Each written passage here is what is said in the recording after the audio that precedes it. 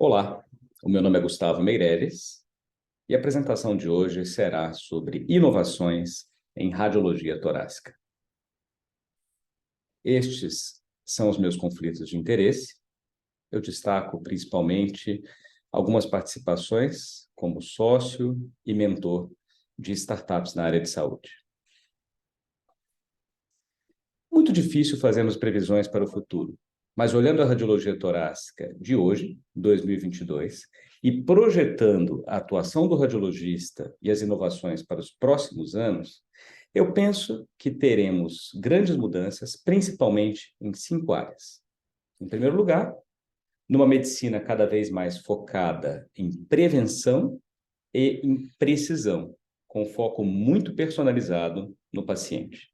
Em segundo lugar, diversos avanços técnicos nas modalidades já existentes e até mesmo criação de outras modalidades de imagem. Um papel crescente também da radiologia intervencionista, junto com diversas inovações tecnológicas que farão com que o médico radiologista torácico tenha novas formas de atuação nos próximos anos. Vamos começar falando um pouco sobre a medicina preventiva e de precisão. Nós, radiologistas, atuaremos cada vez mais à frente de programas de rastreamento que contarão também com a participação ativa dos pacientes. Eu enxergo os relatórios muito mais inteligentes do que os de hoje, estruturados, de compreensão mais fácil por parte dos pacientes e com auxílio de ferramentas tecnológicas, destacando aqui principalmente a inteligência artificial.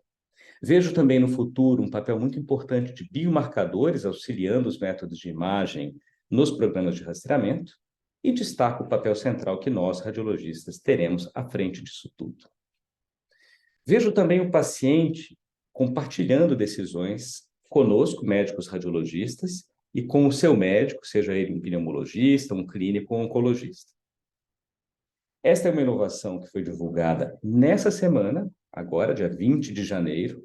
Um grupo de pesquisadores do MIT desenvolveu algoritmos de inteligência artificial capazes de predizer a chance de câncer de pulmão por meio de tomografias computadorizadas, utilizando apenas a inteligência artificial. Obviamente que não substitui o radiologista no momento de hoje, também não acho que vai substituir nos próximos anos, mas vai nos ajudar bastante fazendo uma primeira análise e deixando para o radiologista o papel central de interação com o paciente, de avaliação e curadoria também dos diagnósticos que foram feitos pela máquina. Vejo diversos avanços técnicos nos auxiliando nos próximos anos. Na tomografia, reduções intensas da dose de radiação, fazendo com que os exames sejam cada vez mais parecidos com o raio-x em termos de dose, muito mais rápidos e mais efetivos. A utilização de equipamentos móveis, inclusive de ressonância magnética, novas sequências para ressonância magnética muito mais rápidas e também mais efetivas que as de hoje, levando à redução do tempo de exame e um papel crescente da imagem molecular, tanto do PET-CT quanto, eventualmente, com PET-RN. Vejam aqui um exemplo prático de uma tomografia com ultra-baixa dose, numa paciente jovem, agora com pesquisa de COVID nos últimos anos. Então, fazíamos esses exames com doses já semelhantes ao de um raio-x de tórax, podendo detectar muito facilmente aqui os focos de opacidade em vidro fosco e algumas consolidações. Vemos também as ressonâncias magnéticas ganhando novas sequências cada vez mais rápidas e de melhor qualidade de imagem, abreviando o tempo de exame, por exemplo, em pacientes com bronquiectasias, como esse daqui, que precisam fazer diversas avaliações por imagem ao longo dos anos. A ressonância é um método sem radiação ionizante e que, se tornando mais rápido e com melhor qualidade de imagem, vai ganhar cada vez mais espaço. Vemos também um papel crescente da radiologia intervencionista, que auxilia bastante o oncologista também no seu tratamento, na busca de mutações, a utilização de procedimentos robóticos e ablações por radiofrequência. Este é um caso de um paciente que não podia ser operado, tem um nódulo pulmonar, que foi submetido à ablação por radiofrequência. Cada vez mais veremos esses tipos de procedimentos sendo utilizados na radiologia torácica com o radiologista à frente. Novas tecnologias também terão um papel crescente. A computação em nuvem, tanto para armazenamento de imagens, mas também para processamento das análises feitas por inteligência artificial, portais para médicos e pacientes, o uso do Big Data e Analytics, aplicativos móveis nos nossos smartphones, impressões 3D e ferramentas de modelagem no computador. Esta aqui é uma criança que tinha uma traqueobroncomalácia e que teve uma prótese feita sob medida por impressão 3D, prótese essa que não existe de forma industrial, mas que é feita para aquele paciente específico.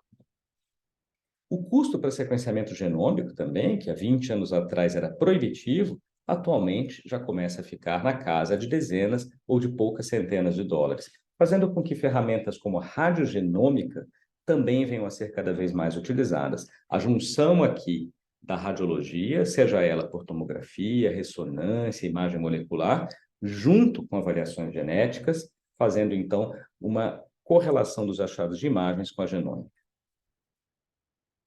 A Gartner publica todo ano um ciclo para as tecnologias emergentes e nós vemos aqui o grande papel da inteligência artificial nos próximos anos.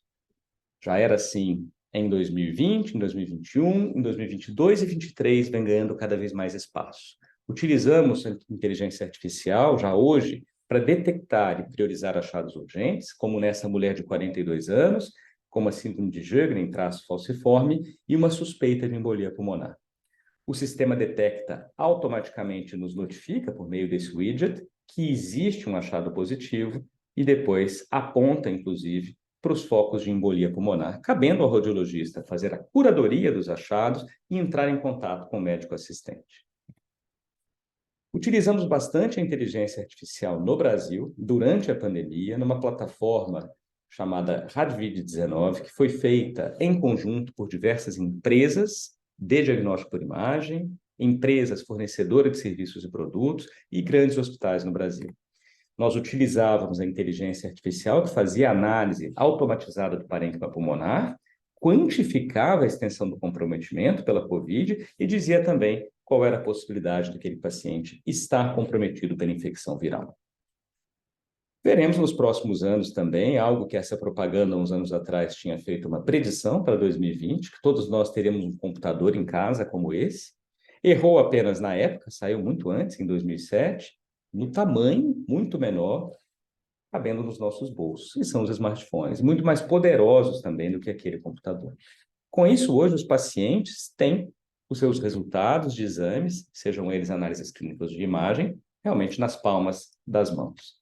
E nós precisaremos muito aqui ter uma mudança do perfil de atuação do médico, porque o paciente, cada vez mais, estará no centro do cuidado, como já diria o Eric Topol no livro The Patient You See You Now. O grande problema é que muitos dos médicos ainda não perceberam isso e continuam se comportando como se o médico fosse o centro das atenções. Infelizmente, as percepções dos pacientes sobre os médicos não são das melhores. Esse é um estudo que foi publicado há 5 anos, mostrando que grande parte dos pacientes, infelizmente, tem percepções negativas sobre os seus médicos assistentes. Nós não devemos deixar isso acontecer. Sabemos que existe uma carga muito grande de informações, às quais os médicos hoje estão submetidos. Isso aqui é um pronto-socorro num hospital norte-americano, mostrando que num plantão de 10 horas, um médico chega a dar 4.000 cliques no mouse ou no teclado, grande parte do tempo acessando dados do prontuário eletrônico. Isso faz com que aquela imagem, pintada por Luke Fields há mais praticamente 200 anos, que tinha o médico ali focado no paciente, que era o centro da atenção, tenha mudado bastante.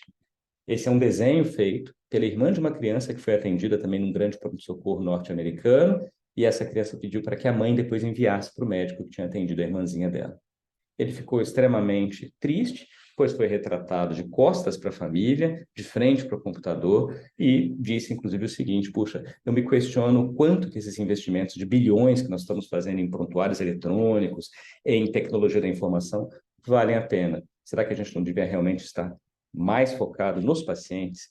E esse é um ponto muito importante que o Kasparov, um grande enxadrista, já tinha dito depois que ele teve a derrota no xadrez para o Deep Blue. Puxa, não adianta, nós não vamos mais ganhar das máquinas, temos que nos juntar às máquinas. E ele criou o chamado xadrez avançado, ou xadrez central, no qual o enxadrista, junto com uma máquina, disputa uma partida contra um outro enxadrista junto com uma máquina. Ganha aqui não o melhor enxadrista, não a melhor máquina, mas sim a melhor combinação. E é como eu enxergo a radiologia, não só torácica, mas toda a radiologia e também a atividade médica para os próximos anos. O que nós precisaremos é ter uma boa junção do humanismo com a tecnologia. Então, usar o que nós, seres humanos, temos de bom, a criatividade, a intuição, a nossa adaptação, e o que as máquinas fazem muito bem feito, que a detecção automatizada, a quantificação, a estratificação de dados. Este foi um RSNA de poucos anos atrás, praticamente 5 anos, e nesse RSNA nós tivemos algumas palestras muito relevantes. Uma delas foi essa, sobre a satisfação dos radiologistas, mostrando que, infelizmente, nos Estados Unidos, quase metade dos radiologistas sofrem de burnout, e apenas 1 em cada 4 estão realmente felizes no seu trabalho.